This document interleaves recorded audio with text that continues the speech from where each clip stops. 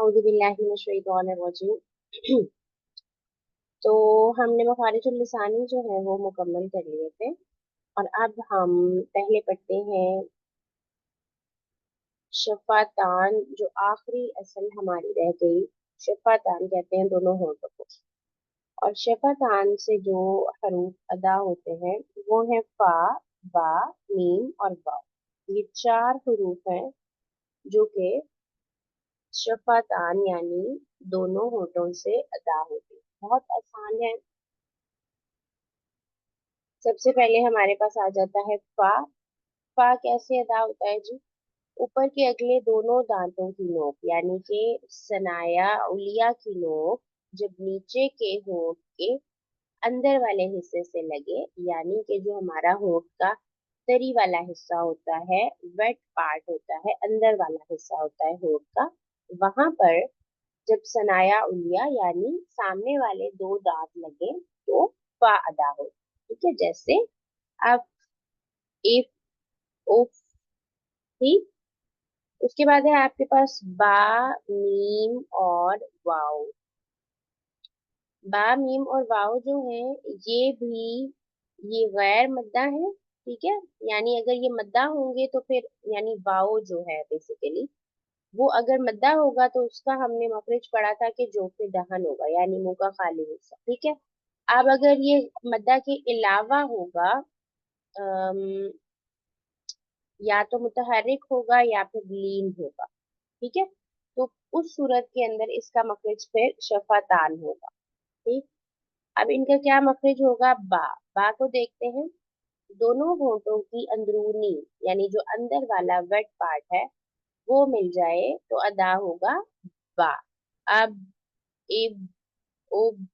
ठीक है, इसी तरीके से आपके पास मीम है। मीम कब अदा होता है?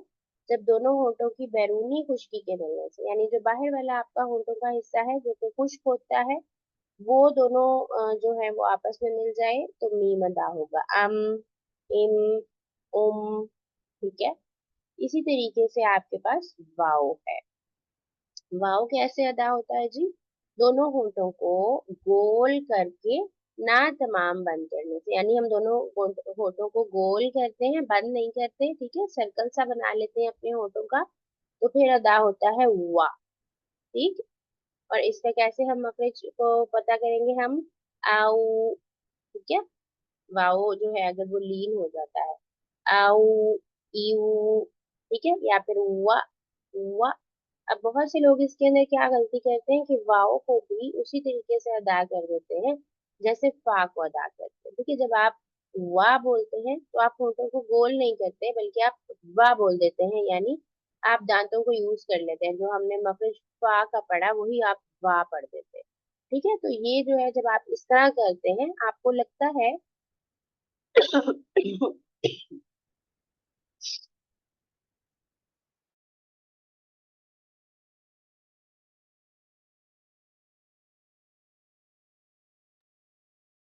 आपको लगता है कि इससे कोई फर्क नहीं पड़ा, लेकिन जो साउंड होती है वो आपकी टोटली चेंज हो जाती है। ठीक है, इवन अभी भी अभी हम क्लास में प्रैक्टिस करें तो मैं विदाउट कैमरा बता सकती हूँ कि कौन जो है वो वा यानी दोनों होंठों को गोल करके पढ़ रहा है और कौन जो है वो फा वाले मखरज से पढ़ रहा है। ठीक है, तो आपने इस चीज का खास ख्याल रखना। और इन चारों हरूफ को हम कहते हैं कि ये शफ़विया है। क्या है ये? शफ़विया है, यानी होठों से अदा। उसके बाद आपके पास नून और मीम का गुन्ना है। ठीक है, नून और मीम का जो गुन्ना है यानी नून के ऊपर वैसे तो गुन्ने की काफी टाइप्स हैं, लेकिन जो सबसे मेन टाइप है गुन्ने की वो क्या होती है जी? नून और मीम के ऊपर जब भी शद आ जाती है तो हम गुन्ना करते हैं। कैसे? अन्ना। ये जो न की साउंड है इसको गुन्ना कहते हैं। ठीक है, नाक से, ये नाक से आपकी साउंड आती है, नाक से आवाज निकालने को गुन्ना कहते हैं। तो ये जो गुन्ने की साउंड है इसका मखरज क्या है? ये कहाँ से आती है? नाक के मासे से। ठीक है, यानी नाक में से आती है। अब आप बोले अन्ना, फिर अपनी नाक को हाथ से बंद करें और फिर बोले अन्ना, फिर आपसे नहीं बोला जाए। ठीक है, इसी तरीके से अम्मा। तो ये जो गुन्ना है नून और मीम का ये कब होता है मेनली, जब नून के ऊपर शद हो, यानी नून मुशद्दद हो, या मीम पे शद हो, मीम मुशद्दद हो, ठीक है। उस सूरत के अंदर आपके पास जो गुन्ना है वो हम अदा करते हैं, और ये गुन्ना कहाँ से अदा होता है? खैशूम से, यानी नाक के पासे से, ठीक है। उसके बाद अब हम आते हैं अपने मखरज जो हमारा रह गया था, गौर, ठीक है। अब जबान की करवट, जबान की करवट को कहते हैं हाफा। क्या कहते हैं जबान की करवट को? हाफा। अब जो जबान की करवट है वो ऊपर की दाढ़ों से लगे, ऊपर की दाढ़ों से लगे, अब चाहे वो बाएं तरफ से लगे या दाएं तरफ से लगे, या आप दोनों को एक साथ लगा लें, ठीक है। उस सूरत के अंदर आपके पास गौद अदा होती है, यानी एव, ठीक है। अब आपने इसको गौ की तरह भी नहीं पढ़ना है, यानी आपने जुबान की नोक का इस्तेमाल नहीं करना है, और आपने इसको दाल की तरह भी नहीं पढ़ना कि आप इसको अद पढ़ते हैं। बहुत से लोग जो है वो जौद नहीं पढ़ते, दौद पढ़ते हैं, अद पढ़ते हैं, ऐसा पढ़ना गलत, ठीक है। इसका अपना मखरज है, इसकी अपनी पहचान है। आपने बिल्कुल भी इसको एक दाल की तरह अदा नहीं करना। आप अक्सर सुनते हैं कुर्रा हजरात को, तो आपको ऐसा लगता है कि वो दाल की तरह इसको अदा करते हैं, लेकिन वो दाल नहीं होता। जब आप इसको मोटा करके अदा करोगे ना, तो ऐसा लगता है जैसे दाल से मिलती जुलती साउंड आ रही है, लेकिन ये जो है इसकी साउंड बिल्कुल भी दाल जैसी नहीं है, ठीक है। यानी दाल का मखरज बिल्कुल अलग है और गौद का मखरज बिल्कुल अलग है।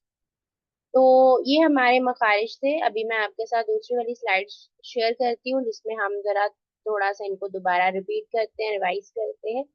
उसके अलावा यहाँ पर उन्होंने आपको मखरिज के मालूम करने का तरीका बताया, जो हमने पहले ही पढ़ लिया था जब हमने मखरिज स्टार्ट किए थे, ठीक है।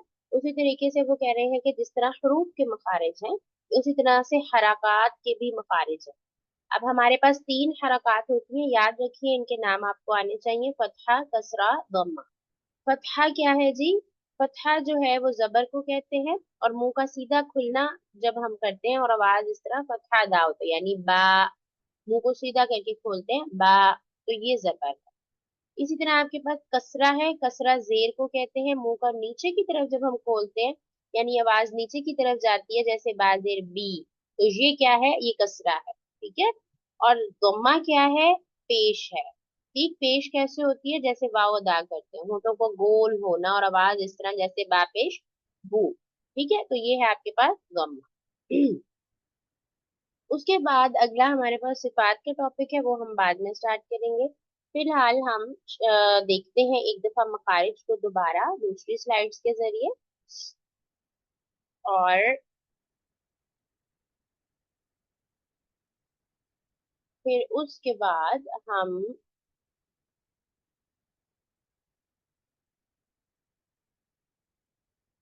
अच्छा, सबसे पहले तो हमारे पास आ जाता है मखारिज शफविया को हम देख लेते हैं, ठीक है। उनको याद करने का तरीका है माँ बा वा फा, माँ बा व फा होती है। अच्छा जी, मीम है, ये तो आसान सा है, ठीक है। आपके होठों के दोनों जो बाहर वाला हिस्सा है वो आपस में जब मिलेगा तो मीम अदा हो जाएगा। और इसी तरीके से आपके पास बा है, जो होठों का अंदरूनी और अंदर वाला हिस्सा है, जब वो आपस में मिलेगा तो फिर बा अदा हो जाएगा, ठीक है। बाहर वाला हिस्सा, अब अंदर वाला हिस्सा। उसी तरीके से आगे आपके पास वाओ है। आपने दोनों होठों को, ये देखें, हमने पूरा बंद नहीं किया, हमने होठों को गोल किया और क्या अदा हुआ? हुआ, ठीक है, हुआ। इसी तरह आपके पास अगला जो है वो है फा। ये जो आपके आगे वाले दो दांत हैं, ये आगे वाले दो दांत आपके नीचे वाले होंठ के अंदर जो तरी वाला, ठीक है, वेट पार्ट है, वहां पे जब लगेगा तो अदा होगा फा, ठीक है। आप, इफ, ओ,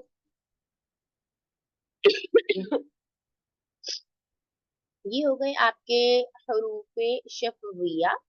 अब हम चलते हैं गौद की तरफ,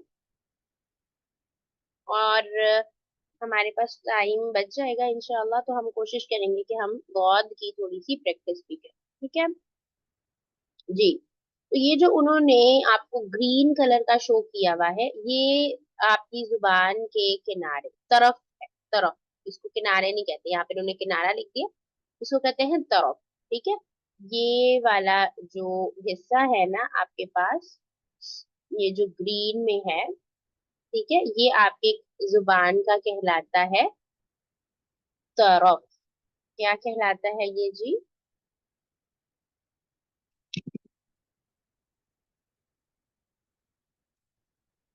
ये कहलाता है तरफ, और तरफ को अरबी में कहते हैं हाफा। ठीक है,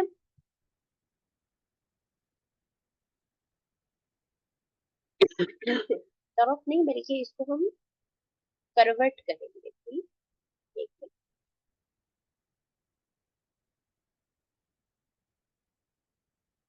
बहुत। हम्म, करवट। क्या कहेंगे? करवट। करवट को हम कहते हैं हाफा, जुबान का हाफा। ये जो दो हमने अभी बताए कि ये जो ग्रीन वाले हैं, ये कहलाते हैं जुबान की करवट, और इसको हम अरबी में कहते हैं हाफा। ठीक है जी, और इसको हम हरूफ हाफिया कहते हैं क्योंकि ये हाफा से अदा होता है। ठीक,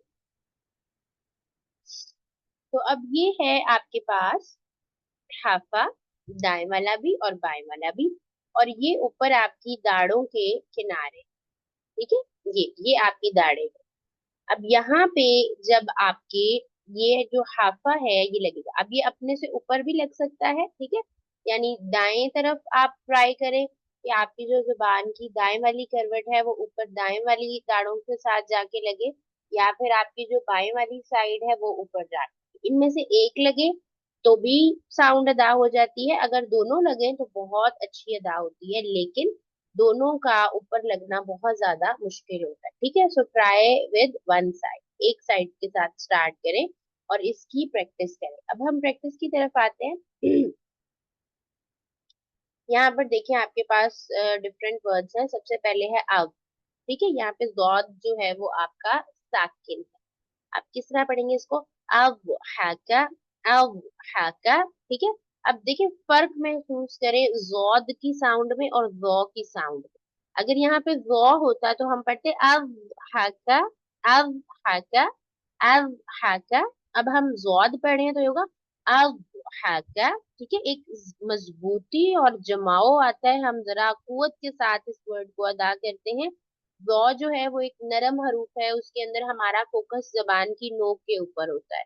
यहाँ पर हमारा फोकस जो है वो जबान की करवट के ऊपर है, और ये एक सख्ती से अदा होने वाला हर्फ है। ठीक, और जौद जो है ये वो वाहिद हर्फ है, यानी आपके जो मोटे हरूफ है उनमें सबसे ज्यादा जो मोटा पड़े जाने वाला हर्फ है वो जौद। इंशाल्लाह ये हम जब इसकी सिफात पढ़ेंगे तो फिर हम देखेंगे। ठीक है, फिलहाल के लिए इसकी प्रैक्टिस करते हैं। अब हाका, अब हाका, इसी तरह जुई, जॉड जेर जुई, जुयान, जुयान, फिर जो, गोलीना, गोलीना। ठीक है, फिर इसी तरीके से जो पेश रू है आपके पास, मगरूबी, मगरूबी। ठीक है, तो ये है आपके पास जॉड। इसका मखरज याद करना मुश्किल नहीं होता, बल्कि इसकी अदायगी जो है वो थोड़ी सी ट्रिकी होती है। तो यहाँ तक हम मेरा ख्याल है मुकम्मल करते हैं। और अब आप में से अगर किसी का कोई सवाल है तो आप करें, अगर कोई बात समझ में नहीं आई तो पूछें, वरना फिर हम जल्दी से जॉद की प्रैक्टिस करते हैं और फिर हम मुकम्मल करते हैं इंशाल्लाह। स्वाद का जो ये